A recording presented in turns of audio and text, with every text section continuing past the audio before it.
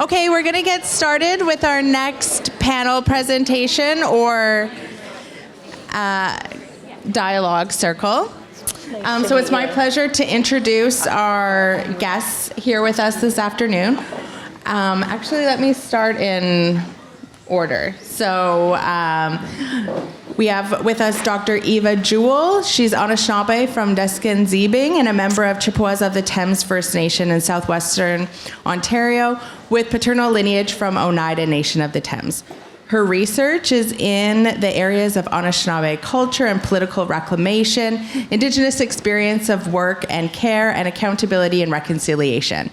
In addition to her academic scholarship, Eva is a community-engaged researcher supporting her First Nations strategic development around areas such as culture, governance, and social well-being. She's also an associate professor of sociology at the Toronto Metropolitan University.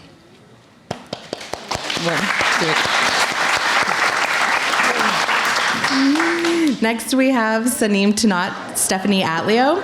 She's a member of Cowichan Tribes First Nation and grew up in her community where she continues to reside and raise her children. She is an active participant in community and culture and has also played a pivotal role in governance. She served as counselor on Chief and Council for 5 terms. She currently serves as the governance director for Tribes, where she is the lead on many governance initiatives for the community, including education, land code, election, and child and family services, jurisdiction, and lawmaking. She is currently pursuing her master's degree in governance and leadership. Please join me in welcoming.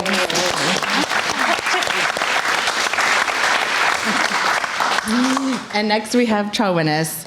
Chaw-win-is lifts up local Indigenous ways of knowing and being, Indigenous governance and pedagogies through storytelling. Her research utilizes podcast technologies for the resurgence of Nuu-chah-nulth identities and histories. Her teaching focuses on decolonization and resurgence within Indigenous communities and includes Indigenous research methods, Indigenous education, social science research methods, discourses in education and equity, diversity, and inclusion in education. Chaw-win-is is an educator, researcher, advocate, and mentor for students and collaborates with Indigenous communities on projects that support the returning of our canoe. Please join me in welcoming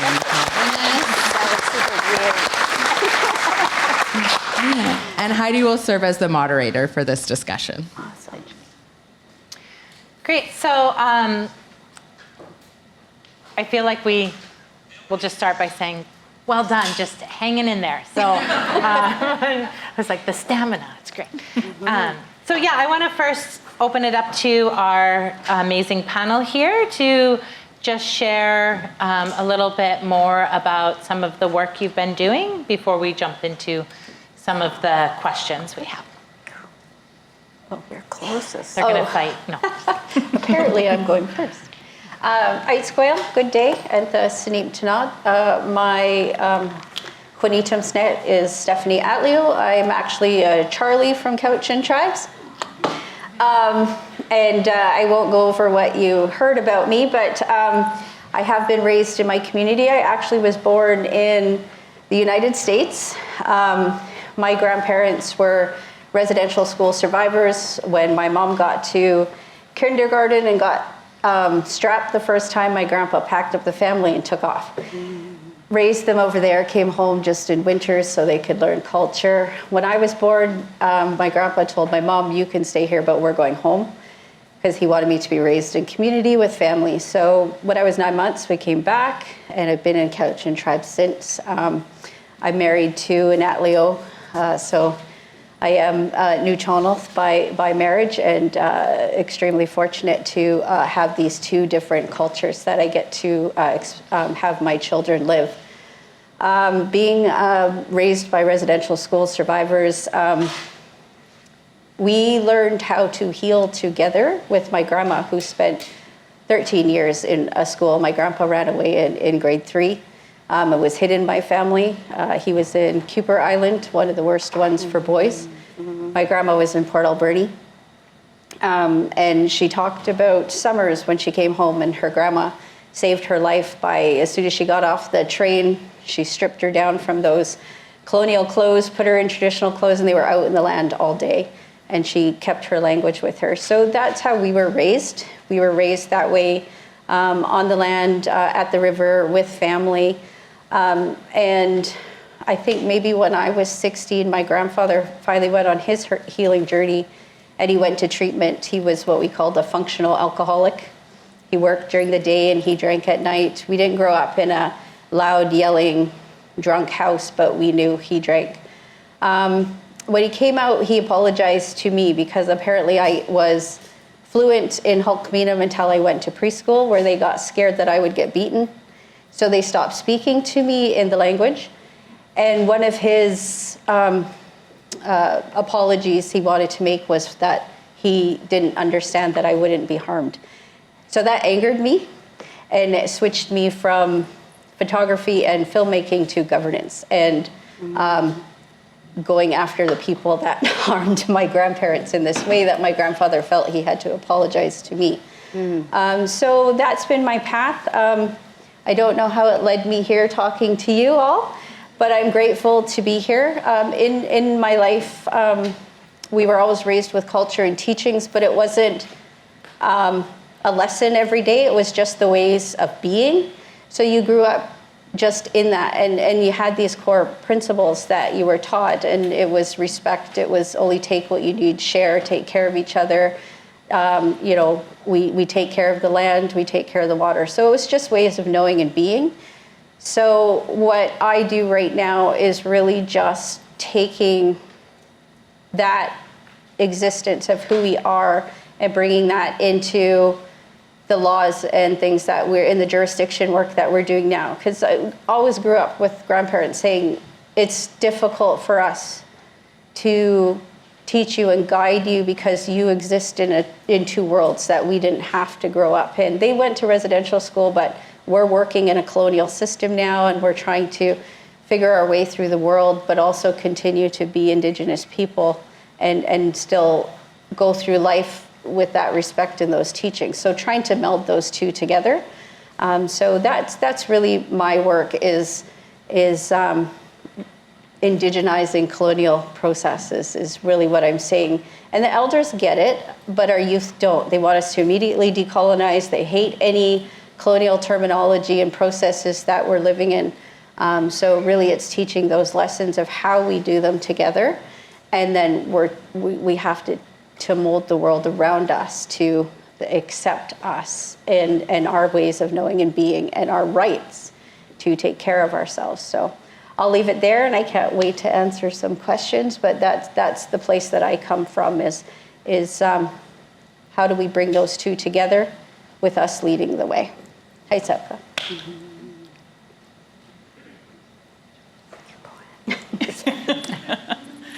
Saving the best for last. Bonjour, Nichkewayak. Wawie Bictagan Kwe Indigenous cause. Dishkanzi Bing Donjaba, Maing Gandoda. National Be Kwendao. I am Eva Jewell Shaganashi Noswin. My English name is Eva Jewell, and I'm from Dishkanzi Bing in southern Ontario. And my dad's Oneida, from Oneida Nation of the Thames. And I came to this work. I really appreciate you sharing about your family's healing journey. I also was on a healing journey with my mother when I was a teenager. I think she moved us when I was 13, and I have 3 siblings, so we were all different ages becoming teenagers. And she moved us to Santa Fe, New Mexico from our community. So I lived in my community up until that time, and then we moved to the States. And she's an artist, and so she went to get her education in fine arts at the Institute of American Canadian Arts, and that's where we lived. I went to high school there, and then when I was in undergrad, I went to Indigenous Studies, and that was the first time that I actually really appreciated being in scholarship, being in academia, because in high school, I was a very poor student. And it wasn't until things actually spoke to my heart that I could actually sit and learn and appreciate and enjoy what would eventually become my career, which is like scholarship and academia and research and so on. So I did that on a journey with my mother as well. So I think it's really interesting to think about care as an intergenerational process, and one that we've had to take up in a post-residential school world. So in a scholarly way, I come to this work following some postdoc work I was doing with Andrea Doucette, who's a feminist care scholar, and started doing research in Indigenous people's experiences of work and care, particularly in the Niagara region. And that really was, to me, it felt like a missing piece in the conversations around decolonization, because I came to UVic, I came to the iGov program, and at the time when I was in the iGov program, it was very much about decolonization and being out on the land. Like, I think the subtext was like man on the land type of a thing. That was the subtext. So I was like, yeah, like, cool, knife training. Like, I don't know how to embody that when I go back home, or like, in my life, it doesn't resonate so much with me. So when I came along with care, and of course worked with Diane really and my doctorate and stuff, I was like, okay, all right, that looks a little different. So I'm really excited about this conversation today and what it looks like when we actually like center some real principle and some everyday embodiment of what it means to depart from the colonial worlds that have really done so much damage to us. So I'm really happy to be here. Miigwech.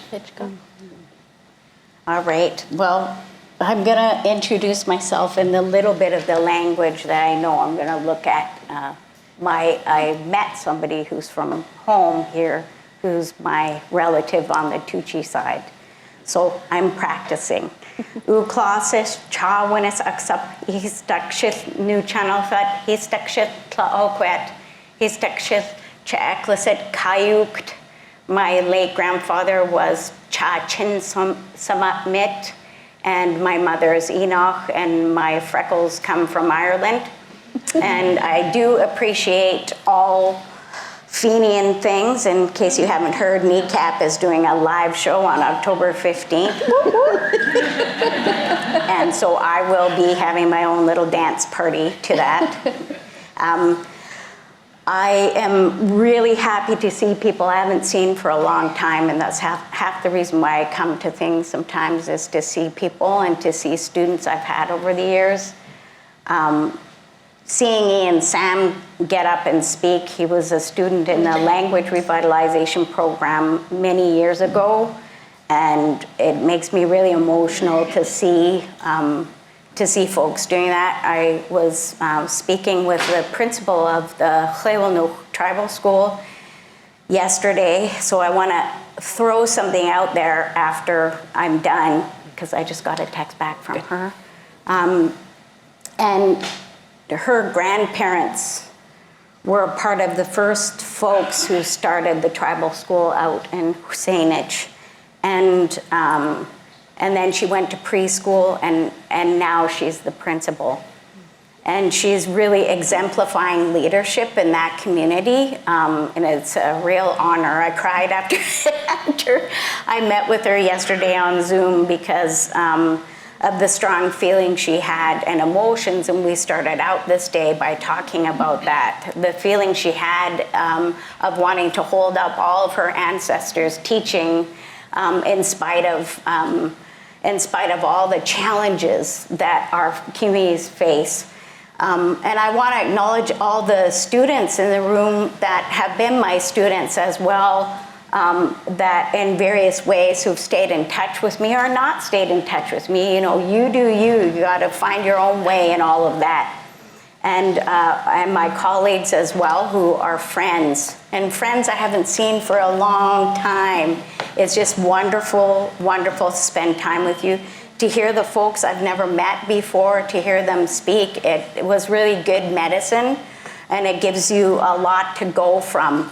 My friend Dina showed up today. Yeah, the other day she says, I had to do a couple of presentations in the last few days, and she's like, do you have enough time to prepare? I said, on new channels, prepare. And the funny thing is what that means is in new channels, when I'm thinking about these things and kind of this idea of care,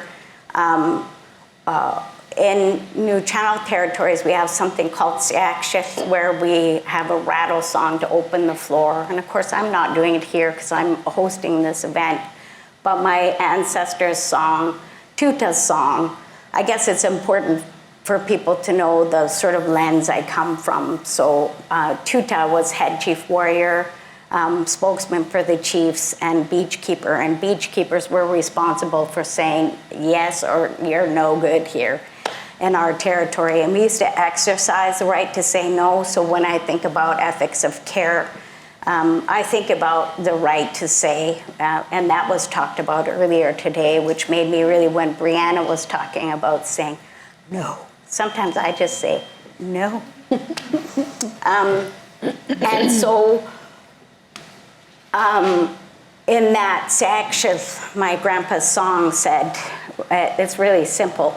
Sounds weird in English, but if the world's at war, I'm ready for war. If it's at peace, I'm ready for peace. I'm always ready. Mm-hmm. So people who taught me told me to always be ready. Mm-hmm. So I even came to this event because certain people asked me to come and speak. And there's a long-standing relationship between Kwakwaka'wakw and Salish people on this island, interconnections between all of us. When I ask young people, because there was some history in iGov that you alluded to earlier that was difficult, when I ask people who were impacted by that, and younger people tell me, yeah, I think you should just go, then I say, yeah, okay, I'll show up for that. Because you know what? The world's their oyster. I'm 54, I'm moving on. And so I move my energy more towards what younger people need right now. I have a niece who's researching where the money lies in this city. You know, the white compound, it's called Oak Bay. Literally, there's some properties with several houses on it. Hopefully none of you live in them. And young people who are in Fairy Creek, I continue to just support and show up that kind of work. I have similar experiences, so I really resonate with the stories folks told. My teacher was my grandfather. His father threatened to kill the priest if he came near my grandpa and his brother, and so he lived a life that I dream about, lived off $200 a year, fished. I don't think he ever caught a whale, though. That's one thing. Anyways, I'm getting ready to. Just kidding. So he, I'm thinking about people in my family who have helped me along the way, and also other teachers. So Leib Philip Paul from Suniimtunaat also was a mentor. I used to joke around and say I was like one of his sons because I was always following him around when he was talking. And he was the first person to push me to speak against development at Atleo in Saanich. And I did, crying the entire time. I was so nervous. Anyways, I'm thinking about a lot more things, but I'm going to pause there because I notice you have a paper with 1, 2, 3, 4. And so I'll pause there. That's like my question. Yes. Great. So I'm going to just start with the kind of first question we have here, which is a 2-part question. No. But, I think we're just really interested in hearing what you think about how do we animate care as a principle of governance, or, thinking about what does that look like in practice? You want to go in the same order? Do you want to go first? Sure. For us in Cowichan tribes, like I mentioned in my little intro, we grew up with just knowing the ways of being. And although for Cowichan and every First Nations who's under the Indian Act, We have all of these agencies that take jurisdiction, tell us how it should be done, tell us when we're doing it wrong, and interfere in the care and lives of First Nations people. So in Sarah's intro of work that I do, I have been working very closely and was at the table negotiating jurisdiction back for child and family and education. Those two areas are areas that we always had laws. We always had practice in our Cowichan tribes. And I am from Cowichan tribes, but I also am closely related to Sayo, Sartlip, and Songhees. So my grandfather always taught us that although the way the teachings come out may be different depending on what community you're from, the core of it is the same. So whenever somebody shares with you, you thank them and you look at what that core of that teaching is. So I think the work that I'm doing in Cowichan tribes could be used in any of these communities because the core of those teachings are the same. But what we do in bringing that care back in the work that we're doing is really focusing on those core teachings of Cowichan people and where those teachings apply in child and family, in education, in other areas. And those are our guiding principles in the laws that we're developing in the practice. So what we've realized, because we've always had laws, they just weren't written down. And the laws were always shared through stories and through lessons, through ceremony. So we've always, there's laws of our longhouse, there's laws of the river, there's laws of processing food, there's laws of when you're pregnant, there's laws when you give birth. There's all of those things that we've always had, and they start from pregnancy, really. When you're thinking about a child, those mothers have rules because they're caring for the baby. When the baby's born, there's rules because they're caring for themselves and the baby, and so on and so on. When we hit puberty, there's other ceremonies and rules that come with that to teach us then that next stage of life. So what we're doing in Cowichan is we're bringing those laws that we traditionally have that were never written down, but they're shared through ceremony and stories, and we're using those as guiding principles in how we're implementing jurisdiction. And those are the guiding things that focus our work and our practice. So if you're looking in my community around child and family matters, throughout history, because of residential school really, but I'm sure probably before that, there's times that anybody struggles.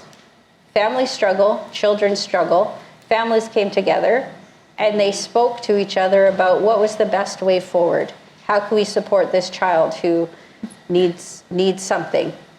Maybe they need a different setting. They need to go with auntie for a while. Or these parents that are really struggling, maybe in their relationship, maybe something else. How do we support them? Okay, grandma will take baby for a little bit. This was how it was traditionally done, and our elders continue to talk about it, and they've always fought us and pushed us, and we need to get these things back because we know how to take care of our babies.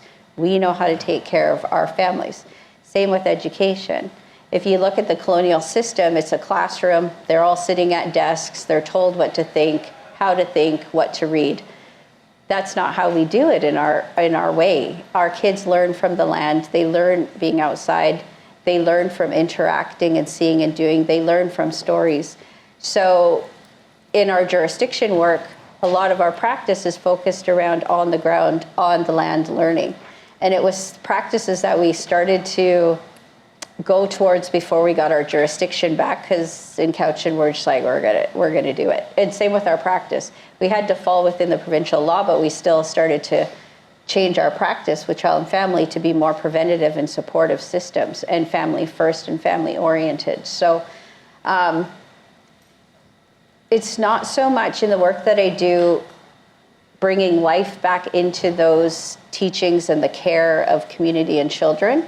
It's just using those tools that we've always had and those teachings that we live with every day and bringing them into the systems that exist now because of the colonial world that we live in. So it is unfortunate that nations, when asserting their jurisdiction over children and family or education or other areas, land management, the say that we have over our land, that we have to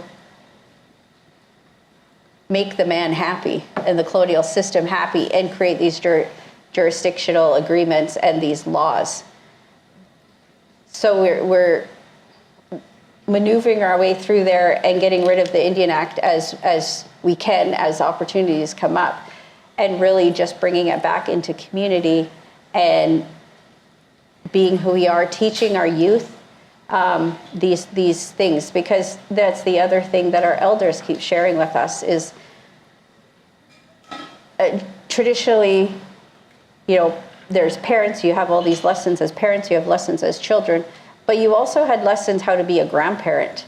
And when residential school came, it severed those. It severed those connections, it severed those lessons, it severed those ways of knowing and being that were just natural. And so what we're doing now is bringing those back for the younger generations and the younger grandmas and grandpas that didn't have that training as they grew, because there's training as you get older to be into these positions. So we're connecting our youth more with our elders, and they're crying for that. The elders want to spend time with our youth, the elders and the youth want to spend time with our elders. So we're making those connections. We're bringing elders into the schools, so there's elders wandering the halls so our little kids get to see them.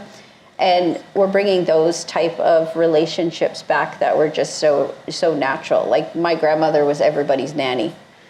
And she started being an elder in a residential school program and started being adopted as grandma by all these survivors that lost connection with family. So when she passed, I had to write a lot of letters to her adopted grandchildren. And we're starting to bring that back, I think, more and more in our community and making those connections with the youth to the elders. And our elders are starting to make us bring in people my age to be elders in training. So they're bringing the systems back in the ways of knowing and being. So it's a natural way of being in community. And like I'd mentioned earlier, it's hard for me to explain sometimes culture and tradition because it's the way I was raised. I was fortunate enough to be raised in that. So we're bringing that back so it becomes a natural thing and our children can carry it on. And one of the things that my grandma was really big on was she always told us, your job in your life and as a mother and a grandmother is to be better than I am in how I take care of you. And your job is to teach your kids to be better than you. And she said, and that's how we're going to get out of this hurt and pain that we've been carrying forward due to residential school. So she goes, that's how we break these cycles. We're just teaching the next generation how to be better than we were and you are. So that's the biggest lesson that I give to my kids right now, but also in the work that I'm doing and the groups. And I just sit with the elders. Like, yes, I'm going for my master's, but I'm slowly doing it because I really don't care. I'll be honest, I did a BA to say I had it because that's what the colonial world wants you to have. And I decided to start my master's because, again, it's expected. But my teachings come when I sit with the elders. Like, you'll never teach me anything that I can use that is above what they're teaching me. And so, yes, I can come here and learn and stuff, but the knowledge that they give me and the things that they give me to implement and to take care of our kids and the next generation is so much more valuable. So that's just an encouragement to everybody. Like, you can read the books, but really just go spend time with the people and learn from them and listen to what they need, because what they need is what your job is to deliver. And so that's the most valuable for me, is sitting with the kids, sitting with the youth, sitting with the elders to really hear what community wants and needs and how we're going to be successful moving into the future. I'm sure I didn't answer that question, and I rambled, but hopefully that was somewhere in the ballpark. I was like, Thank you. Okay. No, that was awesome because it makes me think about care. So the care as a governance principle in our own communities is very similar to what we're doing in my community, which is doing child-centered work. I've just been thinking a lot about the current state of our communities and where we've been. Currently, I'm doing a culture, language, and heritage strategy for my First Nation. And I have I guess it's such a privilege to do this work. I used to work for my First Nation back in 2012. I worked there for about 4 years. And we were doing community development work. It's actually around the time that I started to work with Diane and do my own doctorate work. And after I left UVic to go home and do the work. And my community was really focused on this process of community development and developing like readiness skills for like, participation in the neoliberal system. And that was kind of like the thing to do at the time, like community development and community planning. And so it was my job to kind of orient the community around this process through a lot of community development training, which was very much rooted in like all this therapeutic language and healing modes, which is, important in its own right. But the way that it was kind of packaged and delivered was extremely very problematic. And so when I read Therapeutic Nations, I was like, oh my God, like this is it, right? This is what's happening in my community. So my community was doing that, and then there was kind of this lull and this like turn away from that as other leaders were elected in, and there was just different things happening in the world and different responses and so on. And so a lot of the leaders who were around at that period of time in around 2011 were elected back in recently. And they opted to go for, and I don't really know, I should have asked my cousin about how they came to this model, because I had invited some folks to a symposium that I was holding at where I was at the time working with Yellowhead Institute on a symposium about care and governance. And I invited my cousin and another director of the operations at my First Nation to come to this conversation. And shortly after, we saw this like really cool child-centered model approach emerge in the governance. So I don't know if they're connected. Those conversations maybe kind of encouraged this production of the development and the creation of what my First Nation is calling the child-centered model approach to governance. So I thought that was really cool, and I think this is such a timely conversation, particularly as we understand in our world that care is now being discarded and denigrated. I mean, it always kind of has been in the Western world, but we're really feeling its impacts in particular ways, I think, post-COVID, or COVID, amidst COVID as it is in our world today. And I think the orientation to care as a solution is and as not even a solution, like as a revelation and as a remembering, maybe, because it was always there and it always is there, and it's always the undercurrent of society and our worlds, right? And so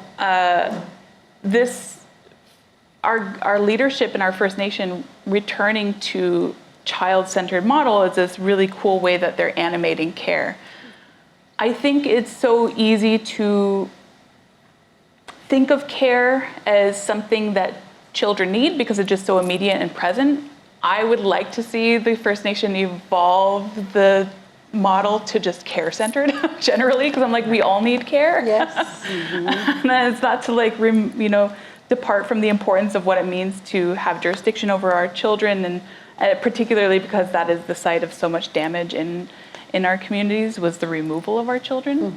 So I think it makes a lot of sense to focus on it, but I think it's like a really cool step toward the direction of just centering care generally. And what does it look like in practice is just all of your policies being oriented around mm-hmm. Child well-being. Like, does this contribute to child well-being? And so that's really a lot of it means centering culture, centering heritage. These are all the English words that we're using for what we say are Anishinaabe Atswin, our Anishinaabe ways of life. How that actually looks like in practice is really interesting because we are dancing in those systems. Like you said, like the school, like you have elders in the school. Well, wouldn't it just be cool if the school didn't exist? Right? That'd be cool in my eyes. I agree. So like that, but in the meantime, as we're getting there, it's so cool to see how we're starting to orient care in and around the systems, and imagining these systems a little bit differently, hopefully as we make our ways to maybe refusing them altogether, or reclaiming and reorienting our worlds. But I'll stop there. Yeah, I love it. Getting rid of the schools. Yes, The structures. I was thinking about that right from the beginning.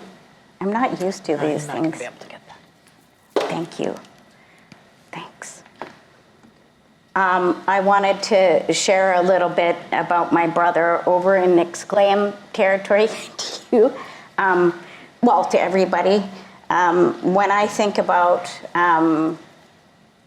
this question, I think about our stories and I think about our experiences, and I have a reputation for liking to hear stories from people from all over, and so my brother from Nixclaim, we're probably like 18th cousins from Nia Bay. We're not entirely sure. We share an ancestor, but we choose each other as brother and sister because we argue and all of that and get along really well. He was telling me about their salmon. And so I'm also thinking about the question earlier about salmon. Where's salmon in the story? And so the salmon used to really run in the Elwha River, and then they built the dam. And he remembers his auntie sharing that when that dam was built, the salmon, the water was red from the blood of those salmon trying to fulfill their obligation to us. Mm-hmm. And so when I have a tough time sometimes facing things personally, or I think, I'm tuckered or something, I think about how they behave in ways that are unseen and often unnoticed and unappreciated. And I'm really grateful for people reminding me that. He probably told me that story when I was whinging about something and then reminded me about that responsibility. And part of what I see in that, and our word for love is ya'ukamis, and I was talking with my friend Christine Webster also about that word, and I was saying, we were talking about this idea together, and I always really appreciate our conversations. It reminded me of talking with my grandfather, and his English name is Barney Williams Sr., and he's passed now. But he talked about ya'ukamis being a pain in your belly, a struggle. So when I talk about younger people and getting behind some of the crazy things they want to get up to, whether it's severing the Queen's head down at Beacon Hill Park or whatever it is, I operate like my grandfather did. I was engaged in something called the West Coast Warrior Society, and my grandfather was there the whole time. He never told me to step back from that. He would say, well, I know you come from that, because he sat me as one of his warriors. He said, I don't know about those other guys, though.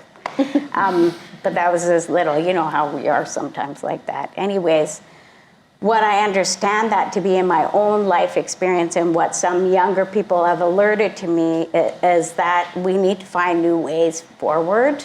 And that's what I'm hearing you folks struggling through as well. And that it's that struggle of that salmon continuing to fulfill that obligation. I was also taught that the laws of the land will be there whether we pick them up or not, whether white people do, settler, newcomer folks, or whether we even do or not. So they'll always be there. I was also taught that the land misses us when we don't go visit. So we have to make time for that. So these are some of the things that I think about. So on the island, my grandfather was still alive when the modern treaty process, which then they called it land negotiations or something, because they couldn't call it a treaty process because it wasn't nation to nation basis. I see some nodding. Anyways, we used to go to those meetings, and I remember the flushed look on my grandfather's face, who, when we were talking about getting loans from the government to negotiate treaties and recreate boundaries on this island between each other as island nations and as amongst New Channels people, his face would turn red because he couldn't conceive of getting a loan for something we already owned. It still makes me emotional to see. I remember just going, packing up my papers, because my job was to go to school, say some things, back them up, a little backup, and travel around with him to meetings and trying to bring back some of our governance and our laws and some understanding. So it was a real privilege, and it's also like a struggle. And he didn't stop until the end. And the impacts of those negotiations are still like waving through our communities. Those kinds of fighting over peanuts with the provincial government now whittled down from the federal government has caused fracturing in our families and has caused violence in our communities, including sexualized violence. And that has, and when I'm telling you about salmon still struggling to fulfill their obligation to us, what I'm saying is it's a struggle, and we have to continue to struggle through that. Now, I have a little role that's a little bit different than someone else's in community. I'm not a diplomat. I always tell my students that. That's not what you're gonna expect from me. My grandpa told me stories. He sat me in a particular role. We're responsible for enforcing justice, and sometimes that makes people uncomfortable, but sometimes care looks like saying no. Sometimes it looks like I was at a gathering of the Salish Sea Assembly, and the young people there brought out a wolf dance, coastal people in the house, that hadn't been brought out for a long time, and I cried. It was all young people. It was young boys and girls on the floor. And when they brought out this song, there was somebody who came up and started dancing with the kids. And Conahus Manuel was there, and she knew that this was Anthony's hosting this event. So she looked at me, because that's my brother. What should we do? I said, you want me to do something? No, because she's an organizer, right? And so she's like, I said, I'll ask my brother. My brother's chef. Platters of black cod. Platters of black cod at that event. If you've ever had it, anyways. So then I said, listen, someone's acting out of pocket, because that's the way they talk in the States. And my brother, I pick up things from him. So he's like, you're good, go ahead. And so I walked up to the fellow, kind of like at home, come outside. You have one opportunity. You don't go on the floor. We opened the floor by letting you know who was hosting. We let you know if you want to do something, you need to talk to the host. And he said, oh, he was probably like 6'4" in my imagination. No, he was probably 6'2", but everyone's taller than me. And he said, okay. And then he sat down, just sort of third row back, and he didn't move the rest of the event. So he listened. And so people can listen and can learn. But I've learned from people in my life that providing interventions, whether it's showing up in the 60s and 70s, being broke, my friend Jerry Ambers being stuffed in the trunk of a car to go across to support people in their fisheries fight, just so we can get everyone across. Yeah, those, when you're called, you go. But what I see in young people is this struggle, the facing the wall and continuing through and being willing to have difficult conversations with each other, bringing people in the room, the treaty process, and now with Bill C-5 having passed, and this push of industry and Canada's economy, if we don't hold strong, we are going to be fractured further. So we need to orient ourselves around who we understand ourselves to be and understand, our responsibility to this place and to our ancestors and to the next ones that are coming. Is that it, Andrew? Okay. So you've all been talking about this, but just maybe like a bit more specifically, how do you think we then address, or perhaps kind of circumvent altogether, the colonial structures and challenges that get in the way of us being able to center care for one another?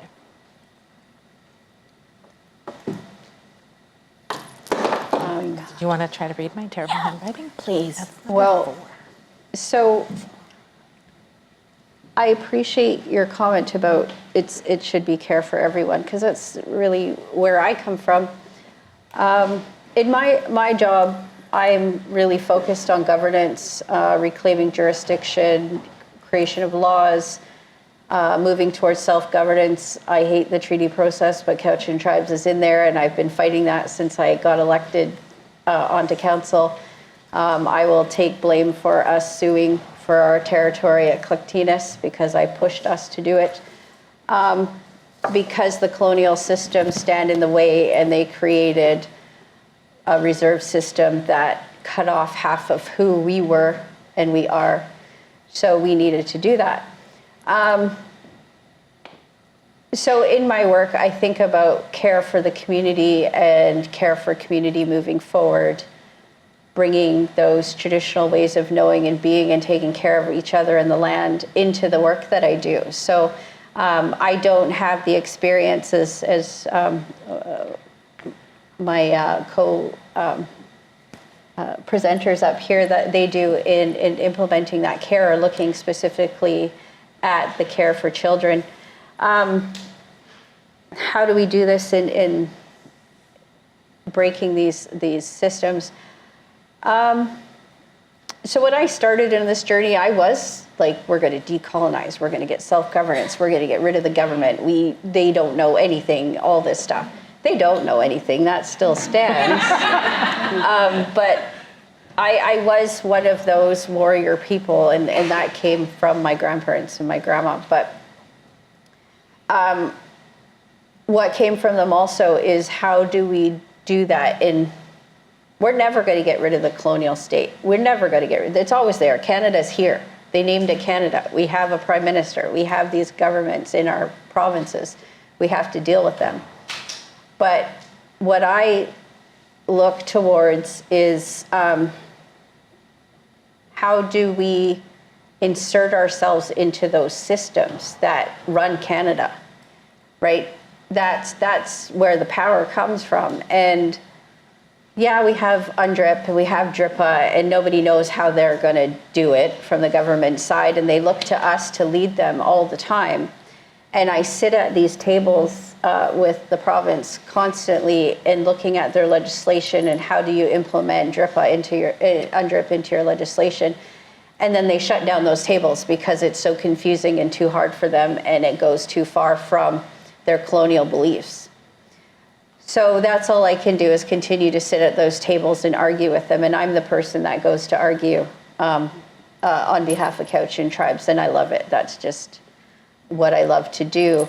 But I'm not focused all the time on the care. And I think that it's because it's ingrained in me, and that's who I was raised to be. And that's how we are all raised to be, to always have thought about how what you're doing affects everyone else. And that you have that responsibility as an Indigenous, as a First Nations person. I have that responsibility as a Charlie. And that's how I was raised, is everything you do, you have to consider the consequences of the words that you're saying, the actions that you're taking, and how that has implications to your community and the next generations. So that's how I approach my work. That's how I approach it when I sit at these colonial tables and I'm arguing about things that they need to take out, things that they need to reword, things that don't align with UNDRIP. It's always about what it's going to look like in the future. So it's really, like I said, we won't get rid of these colonial systems, but how do we insert ourselves and our teachings and our way of being into how they do their work and how they interact with us and how we break down those systems.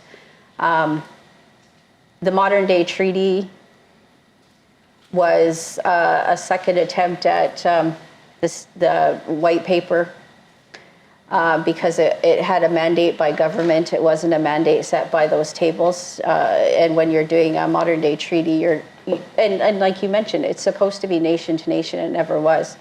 And it was setting up nation against nation because they were creating boundaries that didn't exist and leaving it up to nations to talk to other nations about this line that they were drawing on a map. And it did cause problems. And we fight that all the time at our Hulkmeanum Treaty Group against the government. And we've been in it since '93. It's 2025. We're never going to sign one. Our elders will not agree to what they're putting forward, and we're not going to keep going forward with it. So in my job, too, is exploring other ways forward and fighting those systems. So that's all I can say about that, is really just inserting ourselves, changing how they think and how they do their own practice, because we live in this world now that they've created that's broken and harmful.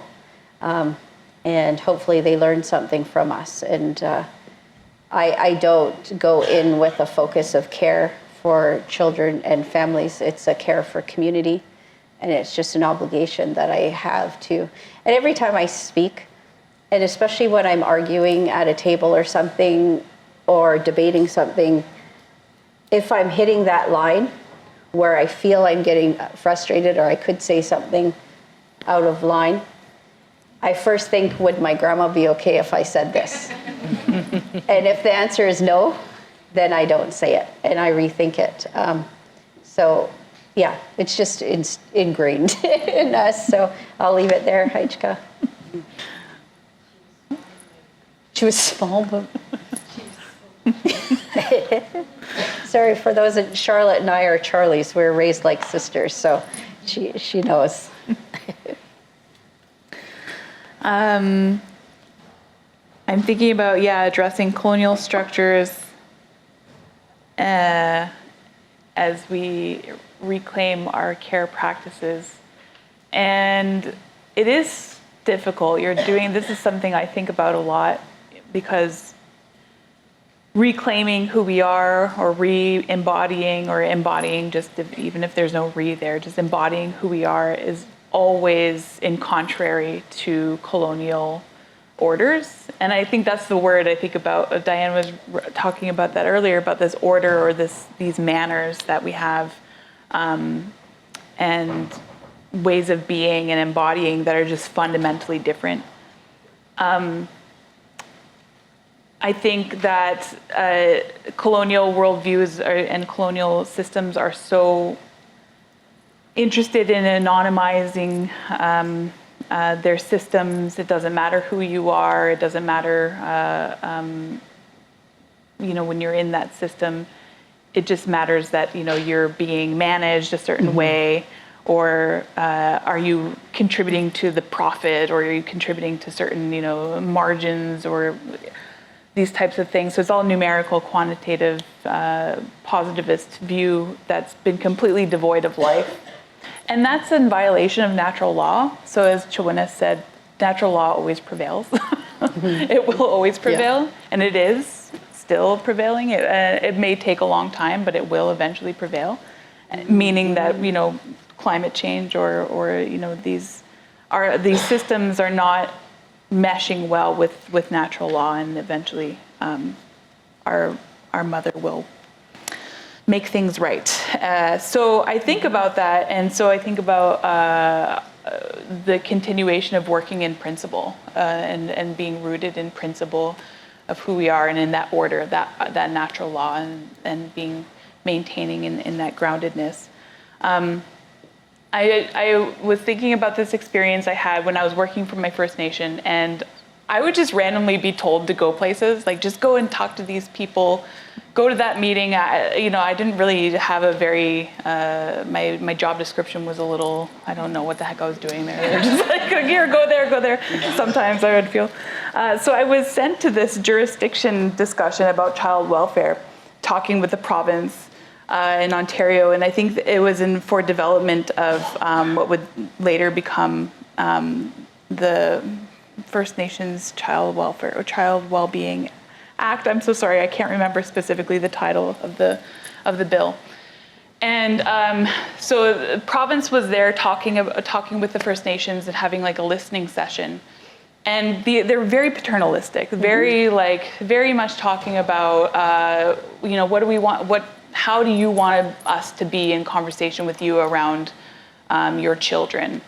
And I just was sick of it. I got sick of it, and I was telling the lady who was there on behalf of the province, the way that you've approached this whole conversation is reflective of what the problem is, and that is, you make these claims to having jurisdiction over our children, and it's very arrogant, it's very hierarchical. And so she says, so you want your jurisdiction back? Like, you want your jurisdiction back? And I said, no. I said, accept the truth of it. You don't give it back to me. In principle, it exists already, and you accept that's right. True. Yep. And that just, so it's interrupting that. Like, it's becoming and just being in principle with who you are and where you come from, and not swaying from that. That really is I think, the challenge to colonialism, because colonialism normalizes certain power structures, and if you don't say anything or are engaging with it in certain ways that continue to give it power, that's how they maintain power, right? So I really thought about that when I was invited out, your jurisdiction back. Where have I heard that? That lady said jurisdiction back. No. Accept the truth of it. So I think, I'll just wrap it up by saying that we just have to act in principle and align ourselves with natural law, which is what our ancestors did. That's what they did, and just maintaining that, recreating that, always embodying that, and teaching our children to do that is what recreates our world, right? That's how we reproduce our societies. And that's precisely why they attacked our children, was because they are the ones that recreate that sense of understanding of natural law. Go ahead. I like this. Interventions. I'm thinking about a few people right now. Like, there's somebody on the island, Donna Ambers, who's occupying her territory in a tiny home. I'm thinking about my own relative in Kiiwetinepinesiik, Lucy, who did the same thing without any political sort of attention towards that. It was her responsibility as Hukam in our territory to look after that spot. Did that for a long time. I think part of my role at age 54 is to get out of the way of ideas that younger people will come up with, because I think young people have keys and may have had some distance from the effects of all the things to be able to imagine something different. And so even if I don't totally understand what we're getting at, land back, hashtags and all of that, I kind of get the core of it, and I feel like that's my responsibility as an auntie who one day will be a grandma, is to look for the kernel of truth and things, and then, also be a person that tries to see the kernel of truth between conflicts, between young people, and between our families and our communities and find out what's going on. For example, one of our chiefs at home seated his daughter as the next chief, and it was quite controversial because they said, my grandpa told me, just don't argue, just know it's not necessarily true. He'd tell me off the side. Anyways, and people who know coastal people or are from the coast, they know that sometimes New Channels people say, oh, you can't be a woman and be those things. Just like they said, you can't be a woman and be a warrior. And my grandpa's like, just let them talk. We don't know any stories that are different. So anyhow, and so people were talking in community about the lack of organization in that event. And I listened, and I can hold that and I can understand that, but I also understand that they were fighting something bigger. Mm-hmm. And so there was some things that didn't go exactly right in terms of the business. But the kernel of truth was this chief was seating one of my relatives because they were a right person for the job. And my grandpa said it always has to be the right person for the job. So when he sat me as one of his warriors, he said, listen, at the time, not now, at the time I was doing martial arts and running. Speaking of knife fighting, just kidding. My grandpa said, your cousins can't do anything. Just kidding. Anyhow, I'm joking. When the issue of sexualized violence came up and organized a march quite a while ago, that was when I got the name Chaw-win-is, which means boulder on the beach woman. It's a person who obviously no longer exists, but she was a person who made decisions. So, our governance structures are important and they take things into consideration. Sit with people. That's why it takes us a long time to organize a gathering, because we have to sit down and talk with people, and we have to look at who's not at the table and bring them in, look at our limitations and say, oh, we don't have that, but I know this family has that, and so let's call them in so they can take part in that. And then on the day of, you always know you have to have a contingency plan, because sometimes things fall apart a little bit. So anyways, I'm hoping along the path of this, we get to learn to get better at looking at the kernel of truth and see the work that people are trying to do as well. Mm-hmm. And so I'm just committed to keeping doing that. In light of that, the tribal school has a beautiful pole in front of, that was raised in 1988. And that pole is decaying, which they do. Back in the day, we went, oh, that's falling apart, and we let it go. But this pole is actually really important, because when you enter into the school, you have to go under that Thunderbird. Where's the person who's Thunderbird? Anyways, who spoke about that. You have to go under that, and you operate differently when you are going under that pole. So they don't have funds to rebuild that pole. So I'm going to share with Heidi the email of the principal of that school. So if folks want to offer any help to Ta'athma for the community to lead, I'm not pressuring, I'm not saying. I asked permission if it was okay to ask, but it would be beautiful to see that again. I also cracked a joke with Ryan Moran the other day about the library. The library talking about, indigenizing and stuff. I said, the only thing you need to do is make that doorway low enough for everyone to bow through. That's an old school joke. Anyways, so thanks very much. And I'll make sure you have that email. Okay.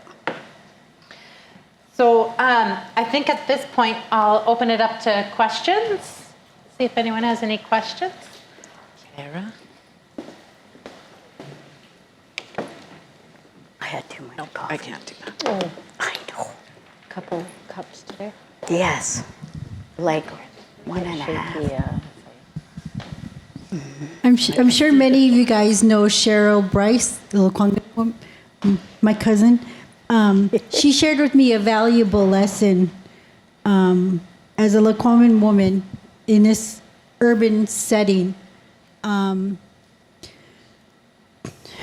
her silent strength, her will to protect the land, collect and harvest in our territory without asking for provincial and municipal permission to do so, to carry forward the teachings of her grandmother. So her ethic of care was to set the stage for future generations. Cynthia Sam, where are you? She's a young Lekwungen woman here, hopefully here in 5 years. So my question for each of you is a one-liner. What do you want these youth to walk away from these 2 days? What strength in one-liner can you share with the students here that they can carry forward?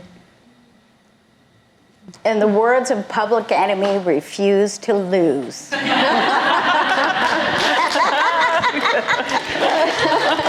I'm just kidding. Can't follow that. I was ready.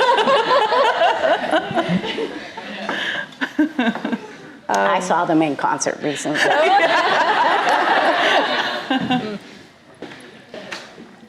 I guess I just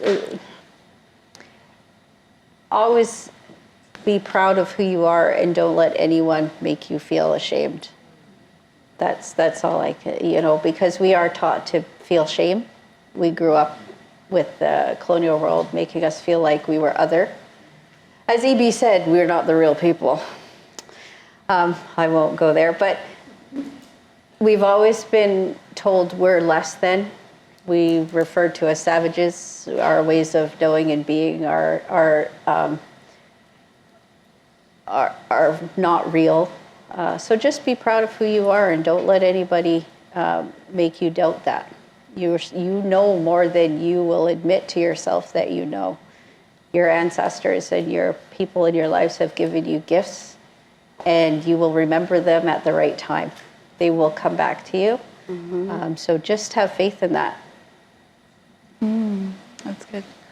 Yeah, I think colonial violence has, in some ways, can encourage the erosion of care, right? So that's like, if you don't care, then nothing can sway you and you can draw strength from that. And I think that's a very natural response to extremely violent systems. Mm-hmm.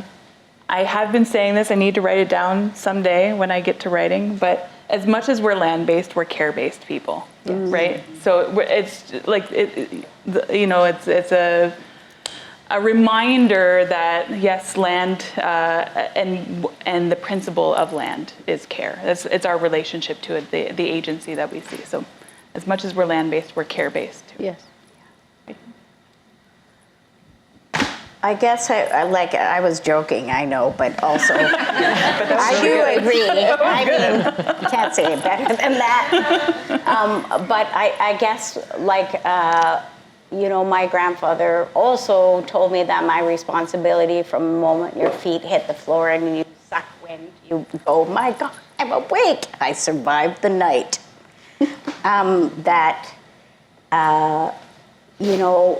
You ask your ancestors for the next right thoughts so you can take the next right action at any moment. That's why you don't need 10 commandments or something like that, because you kind of are adaptable and flexible to the reality of that moment. So that can look like being ready to play, with your younger relatives and have fun, go to the movies, eat a bunch of popcorn. The next moment can be on the front lines of something. The next moment, just sitting and visiting. So that flexibility, I think younger people need to know that that's also their birthright, to be able to live in that way and to know that they are responsible, but they also are responsible for experiencing the world and making choices every minute of the day, including whether you're going to wear socks, whether you're going to wake up, whether you're going to brush your teeth or not that day. Once in a while, I just put my hair up in a top knot, and that's it. That's my choice. Mm-hmm. Yeah, so understanding that, because the world increasingly has been a gaze outward, and so orienting care, first of all, what do I care about? What do somebody talked about that earlier. I think it was Butch. He talked about, I like that. He said, we didn't care. We weren't looking at what you were wearing and what style of clothes. We were just being. And so, so choosing that first, because I think the world of screens really pushes us in new ways than ever to look outside. So. That wasn't one line, though. Again, Public Enemy was way better at that. Miigwech, Heichka and Clayco. It's really resonating with me. I think it was Stephanie, you said everyone struggles. Like, that's just a fact of life. And I wonder, we know that the colonial notion or degradation of the notion of care. Well, it's not just us who suffer from being neglected by that it sets up these systems of shame and neglect for not just Native people. And so I'm wondering if, in your work, your perspectives, if you're finding, places of connection with other communities and other people doing this work. Oh, yeah. That's a good one.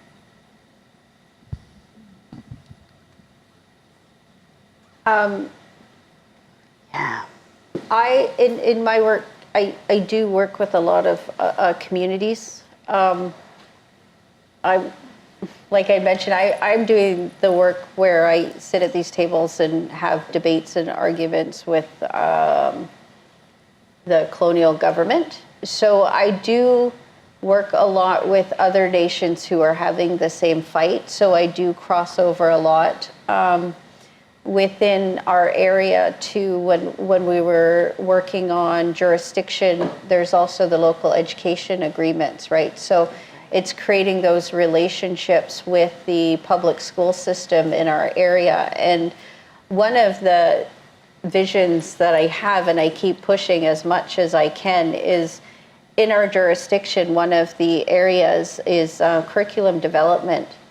So encouraging the public school system to look at the curriculum that we're developing and start implementing it within their own system in school. Because again, one of the things that we all face is the non-First Nations world wants us to teach them how to work with us. They're not doing any work on their own to figure that out, to face their own history, to face their own reality, to understand how maybe you didn't take my kid to residential school, but your people did. So how did that affect where they are now and our relationships together and how we move forward?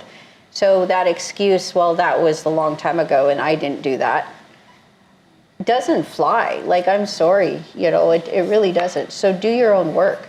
But in that, we can give tools to that. So that's the relationship building that we're trying to have within the Cowichan area. We have 3 municipalities around us and in a school district. So how do we work together to look out for the best interest of the community as a whole?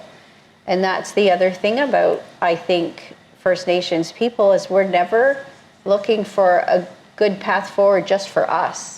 It's for everybody. We think about the kids that are going to school with our kids. We think about those relationship buildings and the care of those children and families as well. And also communicate with our own community. We share this land now. They're here. We're here. How do we work together and be better for the future generations? And I live in a very racist town. Mm-hmm. We have times of great relationship building, and then we have a conservative that wins in our area, basing it on really racist ideologies against us. So it's a constant struggle to do that work, but capitalizing on lessons learned, relationships that have been built and continue to thrive through those hard times. And helping out everybody who recognizes they are in a struggling place. We do open our doors to non-Cowichan members, non-Indigenous people who want to come to our elders building and have lunch. And they learn because our elders talk to each other and they share there. So there's opportunities to, there was one elder who started a drum group, and they were all non-Native people who sang and learned ceremony.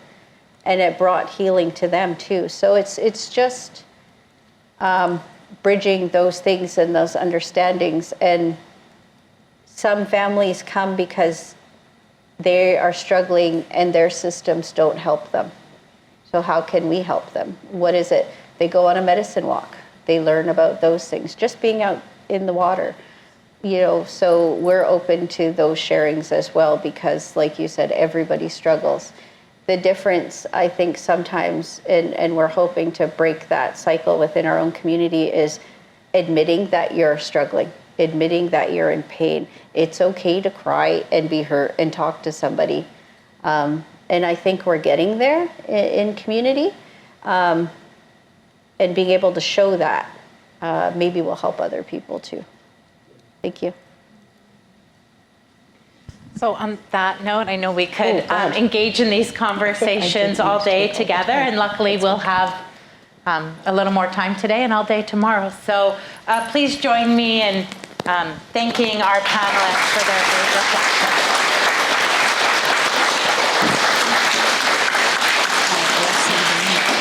We know we're a little bit behind schedule. We do have a slightly shorter panel next. Because one of the speakers was unable to be here. She had to have her tooth extracted. So we're just going to take a quick 10-minute break and then come back together. So there should be coffee and snacks out there. Take care of your needs, and we'll see you in 10. No, that was so good.